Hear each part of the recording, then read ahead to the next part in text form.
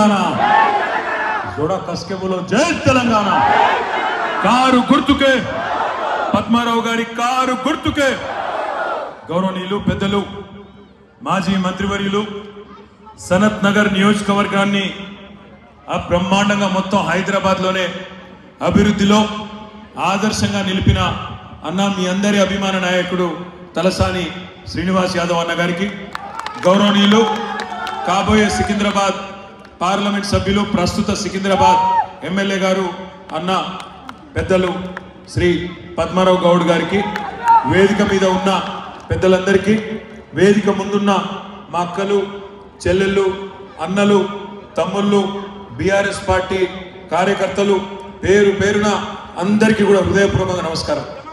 నేను చిచ్చాను ఇప్పుడే అడుగుతున్న పద్మారావు చిచ్చాను యాక్చువల్గా నీ ఇల్లు ఇక్కడనే కదా అని అడిగిన నేను సనత్ నగర్లో.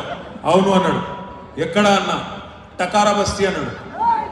ఎక్కడోడో కాదు, గాలికి వెళ్ళి ఊడిపడలేదు, ఎక్కడో ఢిల్లీకి వెళ్ళి రాలేదు, మీ మధ్యలోనే పుట్టిండు, ఇక్కడనే పక్కనే టకారా బస్తీలో పెరిగిండు.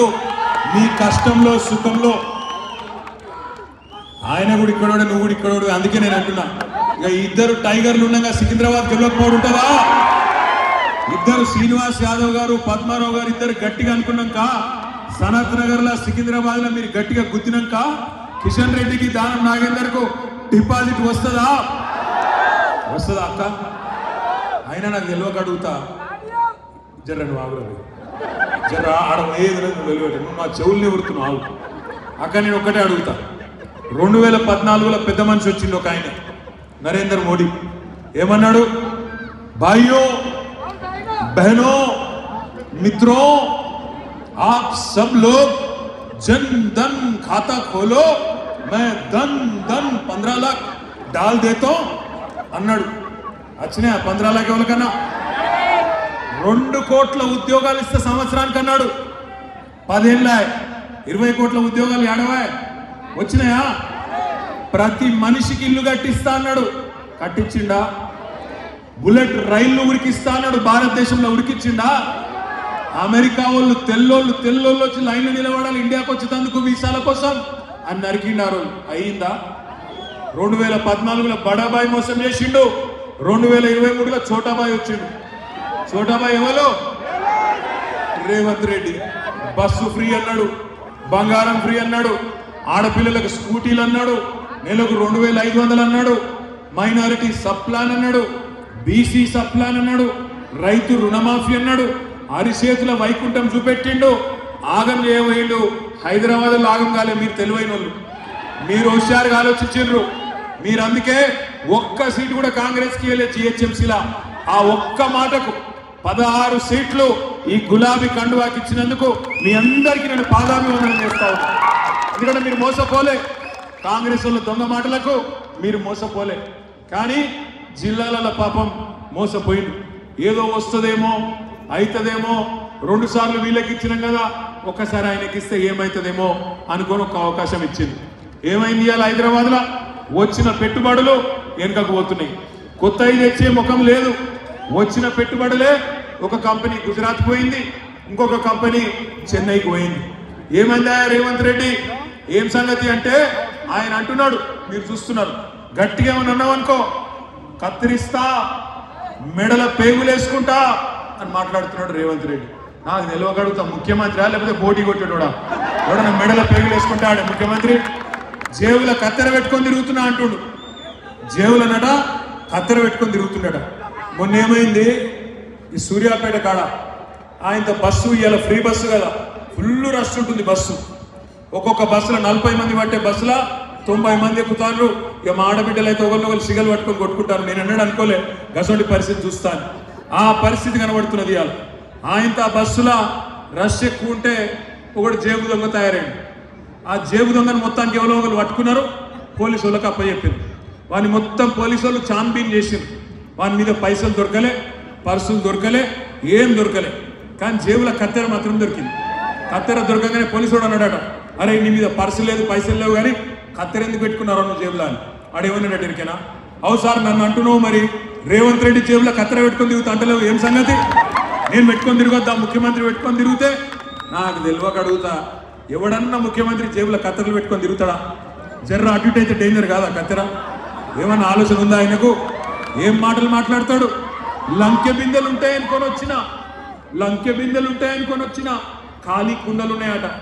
అయ్యా రేవంత్ రెడ్డి గారు, నువ్వు ఇదివరకు ఏం చేస్తున్నారో నాకైతే తెలియదు. లంకె బిందెలట. లంకె బిందెల కోసం గడ్డపారలు పట్టుకొని, తట్టపారలు పట్టుకొని, నెత్తి మీద తువ్వాల కప్పుకొని దొంగ రాత్రి ఎవరు తిరుగుతారు లంకె బిందెల కోసం? పచ్చి దొంగలు తిరుగుతారు.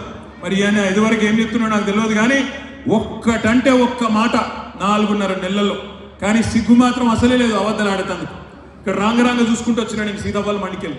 మొత్తం మెట్రో పోస్టర్ల మీద పెట్టుకున్నాడు 5 గ్యారెంటీలు అమలు చేసిన ప్రభుత్వం. 5 గ్యారెంటీలు అమలు అయినాయా? తులం బంగారం వచ్చిందా ఎవరికన్నా? 4,000 వచ్చినాయా? 2,500 వచ్చినాయా? 500 బోనస్ వచ్చిందా రైతులకు? ఏది అమలు చేసిండు? ఏది లేదు. కానీ సిగ్గు లేకుండా అబద్ధాలు మాత్రం చెప్తున్నాడు.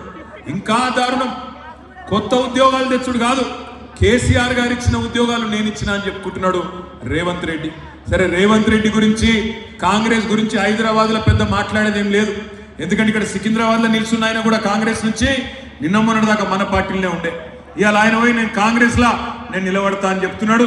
నేను మీ అందరికి ఒకటే విజ్ఞప్తి చేస్తా ఉన్నా, కాంగ్రెస్ కు పొరపాటున ఓటేస్తే హైదరాబాద్లో, సికింద్రాబాద్లో, సనత్ నగర్లో లాభం అయ్యేది బడేబాయ్ బీజేపీకి, బడేబాయ్ నరేంద్ర మోడీకి.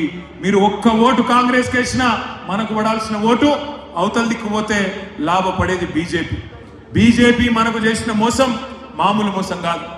5 ఏళ్ల నుంచున్నాడు కిషన్ రెడ్డి కేంద్ర మంత్రిగా. రూపాయి పని చేసిండా సనత్ నగర్? రూపాయి పని. ఇగో మా సీనన్న, మా శ్రీనివాస్ యాదవ్ అన్న మొత్తం రాష్ట్రంలో, హైదరాబాద్లో కాదు, మొత్తం రాష్ట్రంలో మొట్టమొదటి డబల్ బెడ్రూమ్ ఇల్లు IDH లో కట్టించినోడు శ్రీనివాస్ యాదవ్.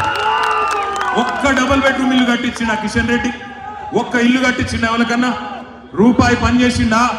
5 ఏళ్ళు కేంద్ర మంత్రిగా ఉంటే మూసీకి వరదలు వచ్చినాయి. మూసీకి వరదలు వస్తే 670 కోట్ల రూపాయలు రాష్ట్ర ప్రభుత్వం నుంచి మనం పేదవాళ్ళకు సాయం చేసే ప్రయత్నం చేసినాం. కేంద్ర ప్రభుత్వం నుంచి మనం 670 కోట్లు ఇస్తే కనీసం ఒక 100 కోట్లు ఇయ్యరా? ఒక్క పైస రాలే.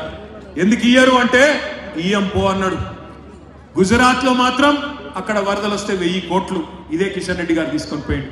గట్టిగా అడిగినాం అనుకో, ఏం చేసినావన్నా కిషన్ రెడ్డి, నీకు ఎందుకు ఓటేయాలి అంటే ఒక్కటి చెప్తాడు, జై శ్రీరామ్, మేము గుడి కట్టినాం. గుడి కట్టుడు ఒక్కటే కారణమైతే ఓటేసేందుకు కేసీఆర్ కట్టలేదా గుడి? 4 ఏళ్ల కిందనే కట్టిండు. ప్రాచీన శిల్ప సంపదను అద్భుతంగా నవీన కళాకారులతోని, కొత్త తరం కళాకారులతోని 1000 సంవత్సరాలు నిల్చుండిపోయే విధంగా పక్కనే ఉన్నది యాదగిరి గుట్ట. కేసీఆర్ కట్టలేదా? అద్భుతమైన గుడి మనం చూడలేదా? కానీ దేవుడిని అడ్డం పెట్టుకుని రాజకీయం చేస్తున్నామా?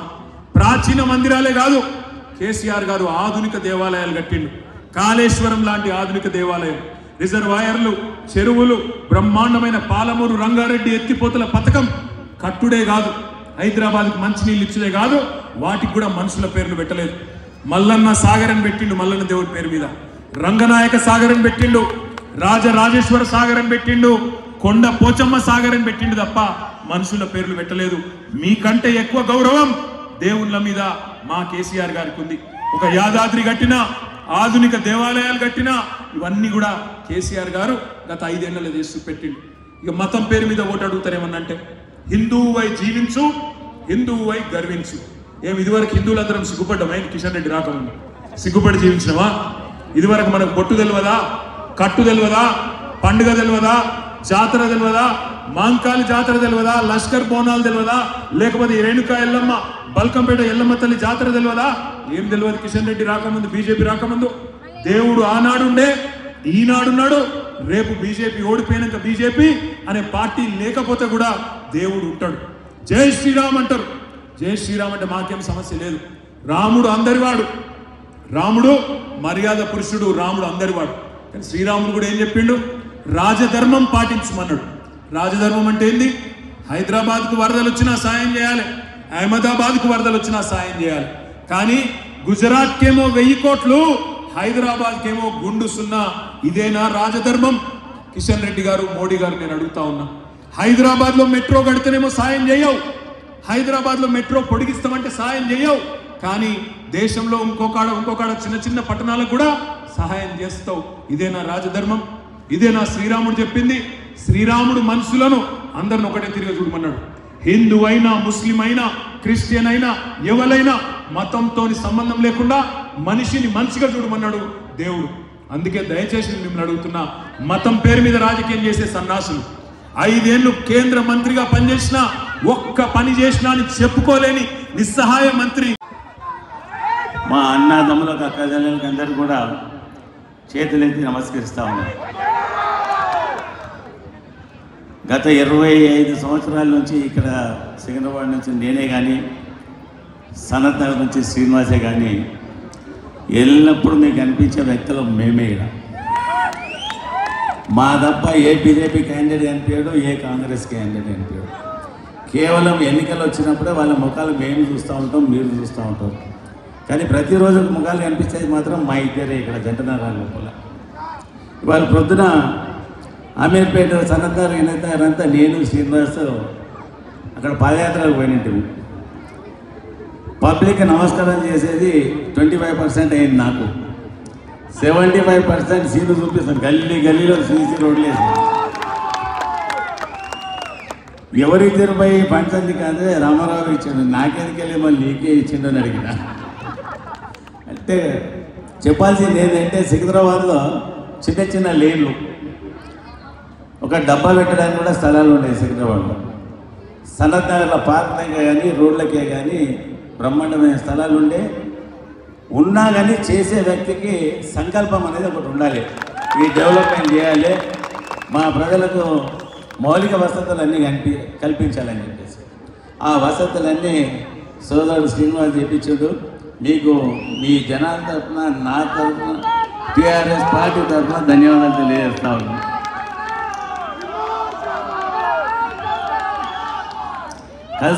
ఈ ఎన్నికలలో మనకు కలిసి వచ్చే విషయం ఏంటంటే జర్ర ఎక్కడ కూడా ఆయన ఎక్కడ కూడా మేము ఎక్కడ వెనకసరి కొట్టారు, నాంపల్లికి పోవాలి. ఇంకా మేము ఈ ఎన్నికలలో ముఖ్యంగా కలిసి వచ్చే విషయం మనకేంటంటే సికింద్రాబాద్ పార్లమెంటు స్థానం లోపల దాదాపు 5 ఎమ్మెల్యేలు ఉన్నాం. ఆ 5 కూడా 5 ముద్దు సన్యాసులు ఎవరు లేరు, అంతా డైనమిక్ లీడర్సే ఉన్నారు. ఒక కార్యకర్తకు కానీ, ఒక ఓటర్ కానీ ఏమైనా ఇబ్బంది వచ్చిందంటే రాత్రి 12 కానీ, 1 కానీ, 2 గంటలు కానీ మా డ్రైవర్ చెప్తున్నాను, బండ్లు దిగినా మనం పోవాలి పలాని అని చెప్తాం. అంత అందుబాటులో ఉండే వ్యక్తులు మేమిద్దరం. మీ అందరికీ ఒకటే విన్నపం, ఎన్నికలు వస్తూ ఉంటాయి, పోతూ ఉంటాయి.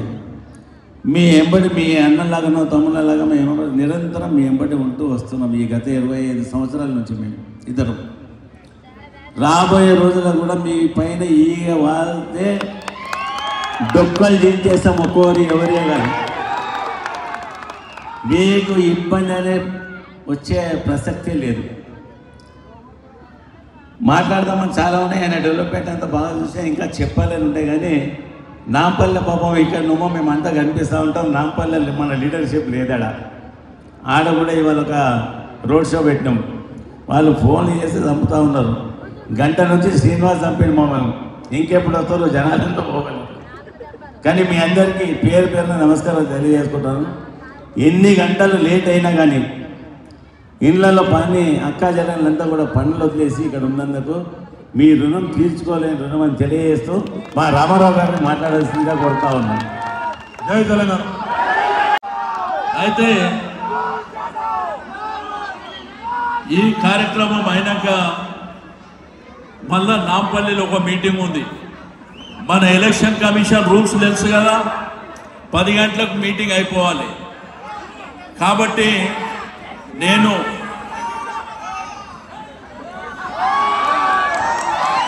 ఇప్పుడు మాట్లాడినా ఒకటే, మాట్లాడకుండా ఒకటే, రోజు మాట్లాడుతూనే ఉంటా. మీ ఎంబడి ఉంటా. కష్టానికి, సుఖానికి, మనిషికి, చెడ్డకు, సావుకు, పెళ్లికి ఏ కార్యం ఉన్నా ఎవరుంటారు. కాబట్టి దాంట్లో నేను ఎక్కువ మాట్లాడవలసిన అవసరం లేదు. మీ అందరికీ నేను కోరుకునేది ఒకటే, కేసీఆర్ గారి పరిపాలన 10 సంవత్సరాలు ఎట్లుండే, ఇప్పుడు ఎట్లయితుంది. కేసీఆర్ గారి పరిపాలన ఉన్నప్పుడు మంచినీళ్ళకి ఇబ్బంది ఉండేనా? కరెంటుకి ఇబ్బంది ఉండేనా? పెన్షన్ ఇబ్బంది ఉండేనా? కళ్యాణ లక్ష్మి షాదీ ముబారక్ ఇబ్బంది ఉండేనా? మనం ఏ కార్యక్రమం తీసుకున్నా ఇబ్బంది ఉండేనా? ఈ జబ్బర్ కాంప్లెక్స్ నుంచి బన్సిలాల్పేట్, పుట్టి శ్రీరాములు నగర్, చాచా నెహ్రూ నగర్, అరుణ్ జ్యోతి కాలనీ, రామస్వామి కాంపౌండ్, బాగ టూల్స్ వరకు ఇట్లనే ఉండేనా? రోడ్ ఎట్లున్నాయి? మీది పోతే ఎట్లున్నాయి? డబుల్ బెడ్రూమ్లు ఎట్లున్నాయి? కానీ కాంగ్రెస్ ఓన్కి ఆ డబుల్ బెడ్రూమ్ కూడా కనిపించదు. రెండోది 6 గ్యారెంటీలు ఇచ్చారు. ముఖ్యమంత్రి గారు రోజు ఉదర కొడుతుండ్రు. రేవంత్ రెడ్డి గారు చెప్తుండ్రు 5 గ్యారెంటీలు ఇచ్చేసినా అమలైనవి అంటుండ్రు. 2500 ఎవరికైనా వచ్చినాయా? తులం బంగారం 1,00,000 రూపాయలు వచ్చినాయా? 2000 పెన్షన్ 4000 వస్తుందా? గ్యాస్ సిలిండర్ వచ్చిందా 500కు? 200 యూనిట్ల కరెంట్ వచ్చిందా? మరి ఆయనేమో వచ్చింది అంటుండు. ఫ్రీ బస్ ఒకటి వచ్చింది. జుట్లు పట్టుకొని కొట్లాడికి. కాబట్టి ఏవైతే అలవి కానీ హామీలు ఇచ్చి మోసం చేసి అధికారంలోకి వచ్చినటువంటి కాంగ్రెస్ పార్టీ ఇప్పుడు దేవుళ్ళ మీద ఒట్టు చేస్తుంది. ఎక్కడ పోతే అక్కడ దేవుళ్ళ మీద. మనం కట్టించిన దేవుళ్ళు ఎన్ని ఉన్నాయి ఈ సనత్ నగర్లో? గల్లీకి గుళ్ళు కట్టినామా? మరి హిందూ అంటే నరేంద్ర మోడీ హిందూ అంటుండు. నరేంద్ర మోడీ మనం కాదా? కాబట్టి కిషన్ రెడ్డి గారు ఒక రోడ్ వేసిండా? పోనీ కనిపించిందా? మీ దగ్గరకు వచ్చిందా? మరి పద్మారావు గారు ఏడుంటారు? ఈయనే ఉంటాడా? రాత్రి దోమజమైనా కలుస్తాడు, పొద్దున పోయినా కలుస్తాడు, మధ్యాహ్నం పోయినా కలుస్తాడు. మరి పాలిచ్చే ఆవుని వదిలిపెట్టి దున్నపోతులు మనకు అవసరమా? కాబట్టి మీరు ఒక్కసారి ఓటేసేటప్పుడు ఆలోచించాలి. వీళ్ళ కాంగ్రెస్ పార్టీకి, బీజేపీ పార్టీకి బుద్ధి రావాలంటే కారు గుర్తు ఓటేయాలి. కేసీఆర్ గారి గురించి ముఖ్యమంత్రి గారు ఏం మాట్లాడుతున్నారో చూసారు కదా. ఏ విధమైన భాష మాట్లాడుతున్నారో చూసేది ఒకటే. మన యొక్క 2 సికింద్రాబాద్ పద్మారావు గారు ఎమ్మెల్యే ఉన్నారు అక్కడ. రెండోది ఇక్కడ మనం ఉన్నాం. ఈ రెండిట్ల 1,50,000 మెజార్టీ వచ్చిందనుకో, ఇక వాళ్ళు ఇక్కడ నుంచి మరి పారిపోవాల్సిన పరిస్థితి వస్తుంది. నేను అందుకే మన దగ్గర హైదరాబాద్లో అన్ని నియోజకవర్గాలలో అందరూ మన ఎమ్మెల్యేలే గెలిచారు. కానీ ఊర్లలో ఆశపడ్డారు. నేను అది ఇస్తా, ఇది ఇస్తా, ఆకాశంకి చందమామని తెచ్చిస్తా అంటే నిజంగా తెచ్చిస్తారేమో అనుకోండి. కానీ చందమామని కాదు, చుక్కలు చూపిస్తున్నారు ఇప్పుడు వచ్చి. వీళ్ళ కర్మానికి, వీళ్ళ దరిద్రానికి కూడా ఎండలు కూడా ఇంట్లోకి బయటికి వెళ్ళే పరిస్థితి లేదు. మన కేసీఆర్ సార్ ఉంటేనేమో వర్షాల మీద వర్షాలు వచ్చినాయి. ఇప్పుడు వర్షాలు కూడా వచ్చే పరిస్థితి లేదు. కాబట్టి మీ అందరికీ నేను కోరుకునేది ఒకటే, పద్మారావు గారికి గెలిస్తే వీళ్ళకు బుద్ధి వస్తుంది, కాంగ్రెస్ వాళ్ళకు బుద్ధి వస్తుంది, బీజేపీ వాళ్ళకు బుద్ధి వస్తుంది. రెండోది, ఇచ్చిన హామీలు అమలు చేయనటువంటి కాంగ్రెస్ పార్టీని మనం ఓడగొడితేనే వాళ్ళకు బుద్ధి వస్తుంది, ఒళ్ళు దగ్గర పెట్టుకొని పనిచేసేటువంటి అవకాశం వస్తుంది. కాబట్టి మీకోసం 50 ఏళ్లలో జరిగిన కార్యక్రమాలన్నీ చేసినాం. ఎవ్వరికి ఏ ఆపతున్నా ఏడిపోతారు, ఏం చిన్న పని ఉన్నా. మరి కాబట్టి రాజకీయాలలో గవర్నమెంట్లు వస్తాయి పోతాయి, కానీ మనమైతే ఉంటాం కదా ఎప్పటికైనా, ఎక్కడి పోయేటోళ్ళం కాదు. కాబట్టి మీ అందరికీ నేను హామీ ఇచ్చేది ఒకటే, మీరందరూ నా మాట నిలబెట్టాలి. పద్మారావు గారిని మంచి మెజారిటీతో గెలిపించవలసినటువంటి అవసరం ఉంది. మొన్న ఇక్కడనే కాంగ్రెస్ పార్టీ నామినేషన్ వేయడానికి వచ్చినప్పుడు ముఖ్యమంత్రి గారు చెప్పిండ్రు, కేసీఆర్ గారు పచ్చన్నకు టికెట్ ఇచ్చి ఇక్కడనే నామినేషన్ వేయడానికి వచ్చినప్పుడు రేవంత్ రెడ్డి గారు చెప్పారు బలిపశం చేసిరంట. రేవంత్ రెడ్డి ఎమ్మెల్యే కాకముందే పద్మరావు ఎమ్మెల్యే, రేవంత్ రెడ్డి రాజకీయాలకు రాకముందే కార్పొరేటర్ ఆయన. కేసీఆర్ గారు తెలంగాణ ఉద్యమం చేపడితే హైదరాబాద్ లో ఒకే ఒకటి జెండా పట్టుకున్నాడు పచ్చన్న. 1986లో కార్పొరేటర్ అయిండు, 2002లో కార్పొరేటర్ అయిండు, ఎమ్మెల్యే అయిండు, మంత్రి అయిండు, డిప్యూటీ స్పీకర్ అయిండు. కానీ ఆయన మారాడు. ఆయన ఎట్లున్నాడో అట్లనే ఉంటాడు, ఎట్లా ఉన్నాడో అదే పద్ధతిలో ఉంటాడు. ఎందుకంటే కొంతమంది ఏంటంటే రాజకీయాలలో జర పెద్ద కాగానే స్టైల్ మారిపోతుంది, కానీ ఆయన స్టైల్ మారు. ఇప్పటికీ ఆ నీలోఫర్ హోటల్ దగ్గర ఛాయ్ తాగనికి ఒకడే పోతాడు. అంతకుముందు గ్రీన్ హోటల్ ఉంటే ఆడికి ఒకడే పోతాడు. కాబట్టి మనకు దొరకడనే భయమే లేదు. ఇంటికాడ దొరకకపోతే హోటల్ దగ్గర దొరుకుతాడు, ఏదైనా పట్టుకోవచ్చు. అదే కిషన్ రెడ్డిని నాగేందర్ని పట్టుకుంటామా? వాళ్ళ అడ్రస్ తెలుసా మీకు? నేను అడుగుతున్న, కిషన్ రెడ్డి ఇల్లు ఎంతమందికి తెలుసు? ఎవరన్నా ఏ రోజన్నా పోయిందా? మరి మనకు మన దగ్గర ఉన్న వాళ్ళు కావాలన్నా, మనకు అవసరం లేని వాళ్ళు కావాలన్నా? జై శ్రీరామ్ అంటే మనకు అననికి రాదా? వాళ్ళు కట్టిండ్రా గుళ్ళు. కేసీఆర్ గారు యాదాద్రి గుడి కట్టిండు. మనకిక్కడ మాంకాళి జాతర చేస్తే ఎవరు గుర్తొస్తారు? బల్కంపేట ఎల్లమ్మ జాతర చేస్తే ఎవరు గుర్తొస్తారు? సనత్ నగర్లో గల్లీ గల్లీకి గుడి కట్టినాం. ముస్లిం సోదరులు ఉంటే వాళ్ళకు కూడా మనం అన్ని విధాలుగా సహకరించినాం. ఈద్గా విషయంలో సహకరించినాం, మస్జిద్ విషయంలో సహకరించినాం, కబ్రస్థాన్ విషయంలో సహకరించినాం, క్రిస్టియన్స్ కూడా సహకరించినాం, సర్దార్జీలకు సహకరించినాం.